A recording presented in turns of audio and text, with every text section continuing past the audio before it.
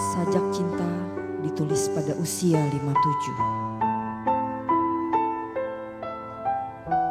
Setiap ruang yang tertutup akan retak karena mengandung waktu yang selalu mengembang dan akhirnya akan meledak bila tenaga waktu terus terhadang. Cintaku kepadamu, Juwitaku, ikhlas dan sebenarnya. Ia terjadi sendiri. Aku tak tahu kenapa. Aku sekedar menyadari bahwa ternyata ia ada. Cintaku kepadamu, Juwitaku, kemudian meruang dan mewaktu dalam hidupku yang sekedar insan. Ruang cinta aku berdayakan, tapi waktunya lepas dari jangkauan. Sekarang aku menyadari usia cinta lebih panjang dari usia percintaan. Khasanah budaya percintaan, pacaran, perpisahan, perkawinan, tak bisa merumuskan tenaga waktu dari cinta. Dan kini syairku ini, apakah mungkin merumuskan cintaku padamu? Syair bermula dari kata,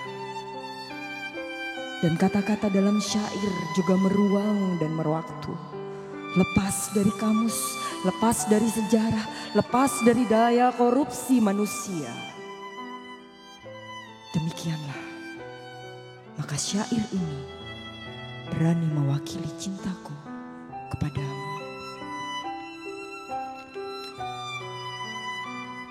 Juwitaku, belum pernah aku puas menciumi kamu. Kamu bagaikan buku yang tak pernah tamat aku baca. Kamu adalah lumut di dalam tempurung kepalaku. Kamu tidak sempurna, gampang sakit perut, gampang sakit kepala, dan temperamenmu sering tinggi. Kamu sulit menghadapi diri sendiri, dan dibalik keanggunan dan keluasanmu, kamu takut pada dunia. Juwitaku, lepas dari kotak-kotak analisa, cintaku kepadamu ternyata ada. Kamu tidak molek, tidak cantik dan juwita. Jelas tidak imakulata, tetapi menjadi mitos di dalam kalbuku. Sampai di sini aku akhiri renungan cintaku kepadamu. Kalau dituruti toh tak akan ada akhirnya. Dengan ikhlas aku persembahkan kepadamu. Cintaku kepadamu telah mewaktu. Syair ini juga akan mewaktu. Yang jelas usianya akan lebih panjang dari usiaku dan usiamu. W.S. Rendra.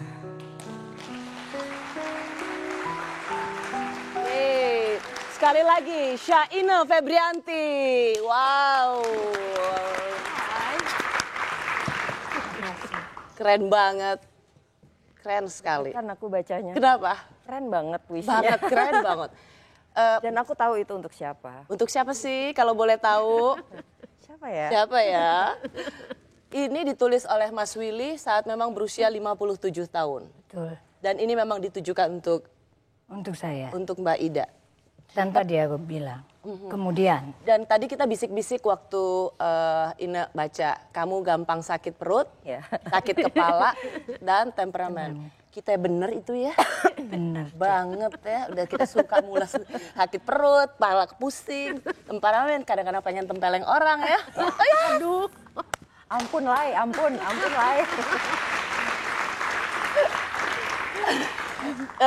Aku tanya ini dulu, kan sebenarnya usianya jaraknya jauh banget gitu untuk memahami seorang W.S. Rendra. Tapi apa yang bisa membuat orang Ina tuh bisa dibilang Rendra banget misalnya? Rendra banget ya saya. Kayaknya saya mungkin dan semua pegiat teater Indonesia Rendra banget. Spirit Rendra ini seperti samudra bagi saya. Semua yang merasa pernah mencicipi teater pasti mereka menganggap bahwa W.S. Rendra adalah guru. Termasuk saya. Apa jatuh cinta pertama kali pada karya Mas Willy yang mana? Saya tuh justru lucu sih kalau sama Mas Willy mungkin saya nggak kenal Secara pribadi? beliau dulu ketika pertama kali saya kenal, tetapi mungkin ketika saya ketemu pertama kali saya merasakan nggak tahu ya spiritnya. Dan ada satu hal yang Mas Willy pernah kasih ke saya, mungkin saya nggak tahu apakah itu ilmu, tapi itu kepake sampai sekarang. Dan saya yakin semua orang ternyata setelah saya tanya punya pengalaman yang sama. Yaitu? Semua orang punya pengalaman bahwa Mas Willy itu selalu ingin menggali potensi terbaik dari setiap orang yang ditemui. Oh. Ya, mungkin. Dan untuk saya itu beruntung apakah sekali seorang saya bisa Syaina ketemu. Febrianti merasa berutang pada seorang W.S. Rendra? Saya merasa berutang ya, pasti. Saya mungkin hutang saya ini saya ingin seperti beliau lah. Paling enggak beliau ini kan bukan orang yang egois yang saya lihat. Jadi karyanya sangat bertanggung jawab, hidupnya sangat bertanggung jawab, dan beliau ini sosialnya tinggi banget gitu ya. Jadi mungkin aku ngelihat apa yang bisa saya lakukan seperti beliau. Saya ingin sekali bisa seperti beliau. Sajak cinta ditulis pada usia 57 tahun. Apa yang menurut saya ini romantis banget gitu. Menyatakan kecintaannya meskipun dia tahu nih pacarnya atau istrinya nih sebenarnya agak brutal gitu ya. Apa yang sedang menjadi suasana batin seorang W.S. Rendra menulis sajak cinta di usia 57 tahun? Panjang ceritanya. Karena saya barangkali temperamental itu. Dan jarang sekali ngurus yang saya tidak Jawa lah. Ya. Banyak keluyuran saya kerja, Rendra yang di rumah. Kurang mengurus rumah. Suami? Sudah jelas. Kurang mengurus suami. Dia menegur dengan cara dia. Karena juga takut kehilangan. Waktu itu saya sedang tidak fit, sempat sakit panjang sekali. Dan dia khawatir. Sampai ada kalimat, terserah apapun, kamu saya larang untuk mati. Ya. Berlebihan. Tetapi itulah. Tapi itu mau bilang marah aja puitis ya. Terserah apapun, saya larang kamu untuk mati. Keren. Habis itu bilang, Tuhan, saya takkan biarkan engkau mengambil juwitaku. Itu Mas Willy. Tapi saya kira kaitan Mas Willy dengan Rendra dengan Ina juga unik. Dia meminta Ina untuk jadi MC suatu saat. Dan dia ngotot betul. Harus Ina. Kalau udah mau orang ini harus ya? Harus. Dan beliau bersetuju. Dan dia tuh lucu banget Mbak. Waktu itu jadi saya kan deg-degan. Saya tuh suka nervous gitu kalau sampai sekarang sih. Nah waktu saya sebelum naik panggung itu saya ngomong sama Mas Willy. Mas Willy aku deg-degan mau mati nih rasanya. Terus dia ngomong gini, aku juga sebenarnya deg-degan mau mati. lalu dia tepuk punggung saya keras sekali, jebret gitu, gitu. Dan setelah itu aku merasa, saya punya keyakinan setelah itu. Habis ditepok sama Mas Willy dan naik dan oke, fine gitu. Jadi Udah tepuk. Sekarang setiap saat perlu orang nepok-nepok nggak? Sekarang setiap saat kalau mau manggung perlu orang nepok-nepok? Udah ditepok sekali aja. Kali aja sama maestro ya. Kalau yang lain tepokannya aduh agak turun kelasnya. Tepok balik. Kalau tapi Mariam juga berkesenian kan? Itu apa sekarang apa Mariam tuh lebih kemana arah? Lebih banyak di film. Oh film, wow. Itu memang karena papa yang minta atau jatuh cinta sendiri? Saya sebetulnya jatuh cinta dengan panggung ya. Dan papa yang membuat saya jatuh cinta pada panggung. Itu bukan karena dia betul-betul mengarahkan sebagai sutradara atau apa. Atau jadi teman diskusi yang baik untuk sebagai anak yang nggak pernah acting sebelumnya gitu, nggak pernah nari juga, terus tiba-tiba ya nggak mau tahu, kamu ikut-ikut aja, pentas kamu mau kan, jadi kan bantuin papa kan, iya jadi, oke, ya udah ikutin aja prosesnya, iya terus aku harus gimana, cari tahu sendiri, yang lain dikasih tahu, aku doang nggak, cari tahu. Nggak ada privilege sebagai seorang anak Rendra? Nggak ada.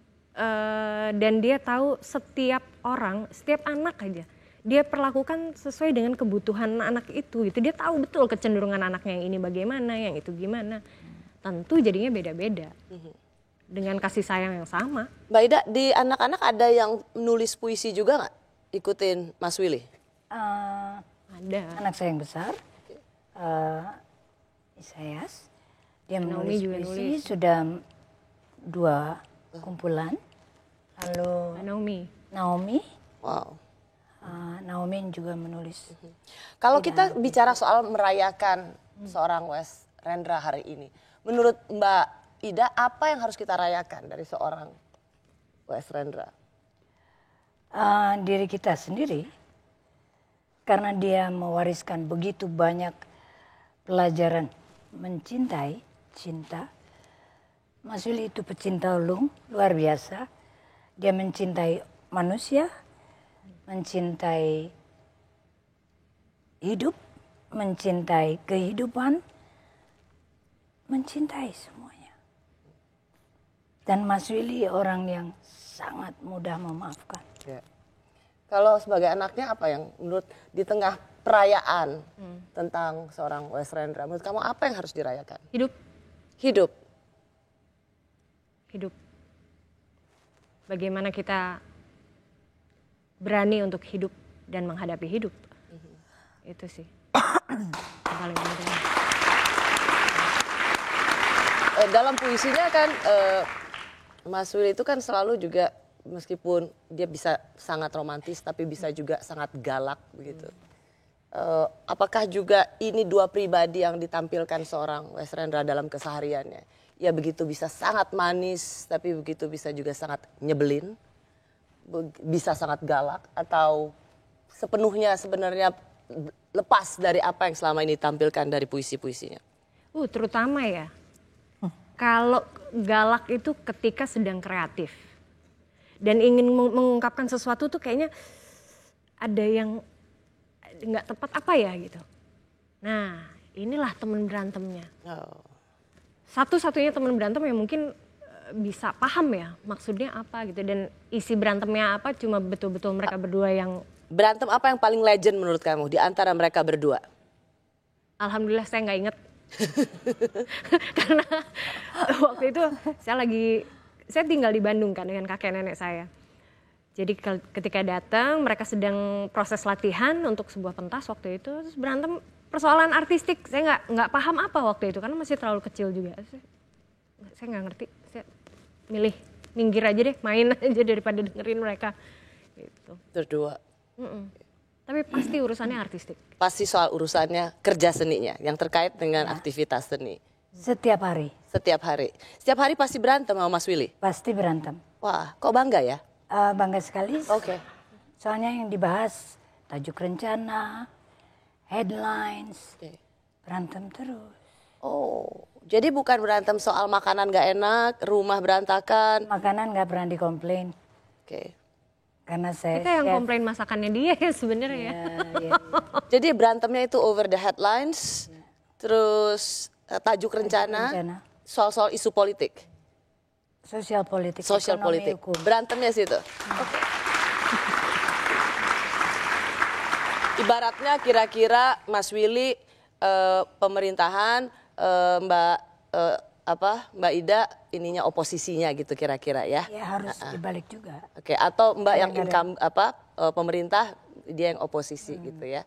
Oh. Jadi kalau kami bercinta-cintaan, Oke. saya kira tidak seperti itu. Meskipun Mas Willy sangat romantis, sangat. Nggak berantem lah kalau kayak gitu. Tapi kan singkat. Oh. Tangannya ajaib. Nyaman betul. Kalau saya sakit atau apa dia pegang, nyaman betul. Selalu tangannya mengeluarkan vibrasi yang nyaman sekali. Wow. Is that something that you miss from him now? Iya, pasti. Dan untuk hal-hal lain juga. Tapi bahwa saya kehilangan itu, saya kehilangan ada barangkali yang tidak terlihat dari luar. Mas Willy itu pemurung. Mas Willy itu kesepian yang panjang, kesepian yang infinite. Bagi saya akhirnya itu penanda bahwa dia orang kreatif. Ya. Kesepian, murung, sendiri. Dan soal kesepian itu, saya pernah bertanya, Pap kenapa ya rasanya kok lonely banget nih? Terus dia bilang, Nak, seniman itu lonely. Aku merasakan itu. Aku bukan seniman. Waktu itu aku bilang, enggak, aku bukan. Enggak, percayalah. Seniman itu lonely.